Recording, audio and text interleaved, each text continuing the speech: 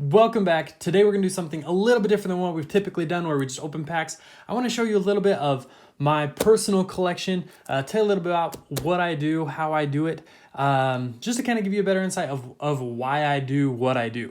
To give you just a big picture, so I am a card binder person. I've gone through and you can see I've labeled each of my binders with what sets are in them.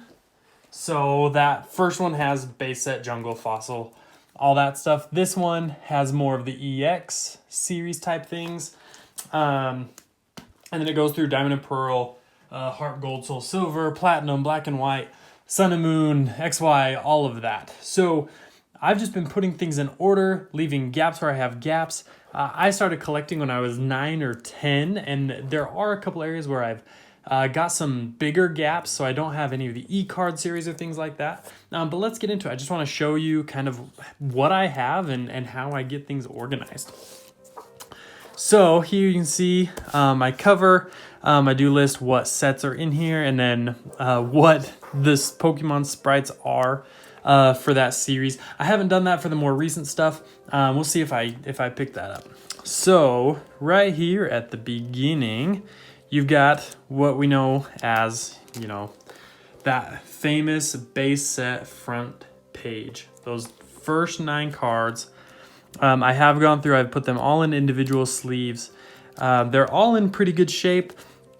Obviously, I was 9 or 10 when I started getting these, and so some of them aren't perfect, but these are my cards. It's not about perfection, having the shiniest card for me.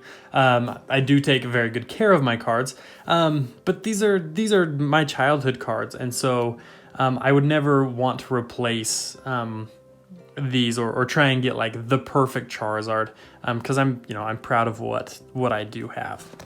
I did put those single pages, so there's all of the foils.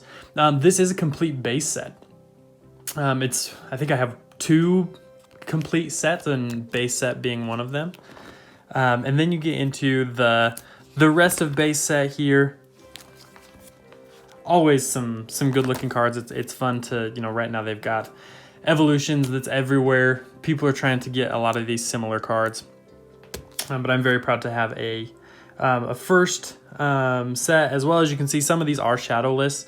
So for example, this Dugong that's right here, you can see that is a shadowless Dugong. It looks like there's a card behind it, so there must be a regular. Yep. So there you can see the difference between those 2 cards. So if you're not familiar with shadowless versus unlimited regular, you can see the square around the picture doesn't have a shadow. So the Dugong up top does have the shadow, the Dugong below does not have a shadow. And it's just a few cards that I have like that. I didn't, it wasn't intentional when I was 9. It just happened to be that way, that I would get some shadowless cards. So just flip through base. Just, it's such a cool set. Everybody loves it. My very first card, like my first rare card that I ever got, was Pokemon Breeder. My very first booster pack, I remember that. I don't remember much else about it, but that Pokemon Breeder, sorry, that's kind of hard to get it into the camera there, but that Pokemon Breeder was my very first rare Pokemon card. That's what started it all. I've always been the kind of person to, I was never really into playing the game. I grew up with, my dad is a big collector of things and of taking very good care of those things. And so right from the beginning, it was putting things in pages, putting things in order, and I stayed consistent through that. Even my extras, I keep in a really nice cardboard box, organized. So it's a 5,000 card box. I've got a couple of those. But even those stay organized because I like to keep things nice. So that's the end of base. And then we get into jungle. And I am missing a good number of cards from jungle. For whatever reason, just didn't get quite as many there. But I do have some of the kind of more rare stuff here. Let's just change the camera angle here. I know that's not very fun to do mid-video, but I think we can get a better view of everything that we're really trying to look at. So you've got Genghis Khan, Clefable, Jolteon. I believe there's some first edition things in here as well. I did end up with some first edition base set stuff, but nothing more than just like some commons and things. But Jungle, and then you get directly, so as soon as the series end, I start the next one. So that's when you get into Fossil, Articuno there.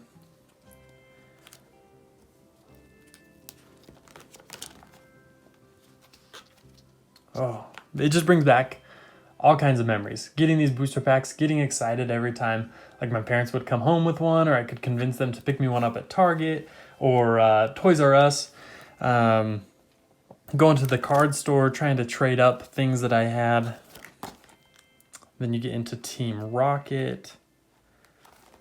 I like that Dark Dragonite. He's cool.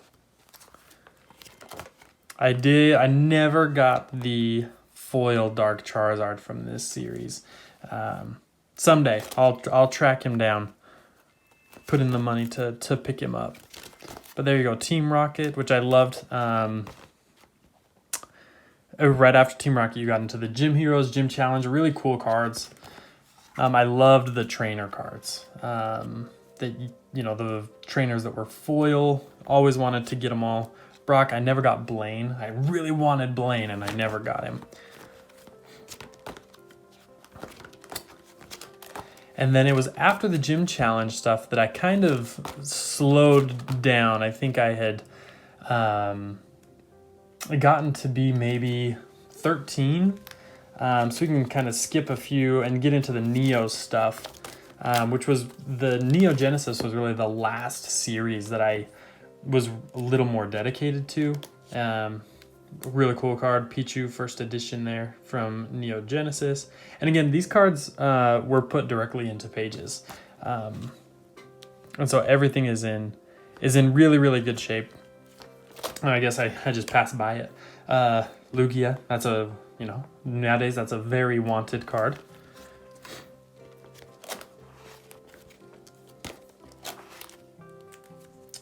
And then really once you get into the like Neo Discovery, I really only have a few cards. You can see, I mean, they're essentially blank pages as far as the rares go. But I still was doing it enough to knock out the commons. And then here at the back, we start into the promo cards. So promo number 1, the very first promo card the Wizards of the Coast ever did. And then just a few things as you go through.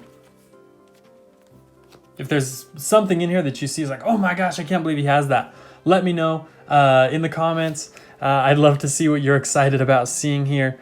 Sometimes there's things in that I don't know are worth a lot of money, because I don't do this because it's valuable. I do this because it brings me joy and happiness. I enjoy putting things in order. I like filling up the pages. I like the rush of opening booster packs.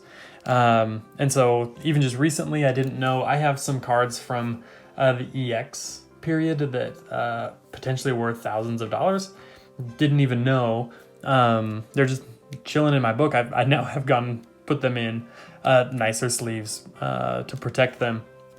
But I just don't even know. But that's really it. This is getting into a later set, which we'll talk about at a different time. But I really just wanted to share kind of that first book. If you like this, we can go through some of the other books that I have that are the EX series, Diamond and Pearl stuff. I have some really cool cards just to kind of give you an example. So some cool cards that, well, for Charizards, right? So these are my finest Charizards. We have the Charizard Gold Star, Charizard EX, that's from Fire Red Leaf Green, and then the Secret Charizard, this is from Diamond and Pearl Stormfront. But so I do have a few cards that I pulled out. So they're not in the book. Not everything is in there, but it's kind of fun to go through and discover and see what is in here. So if you like this video, please give it a thumbs up, subscribe, stay tuned for 4-pack attacks that happen every single day, as well as additional content like this. Let me know if you liked this. If you didn't, we can either keep doing this or we can never do it again. Just depends on really what you're interested, but I'm excited to share my collection with you and to continue growing, and have a good one.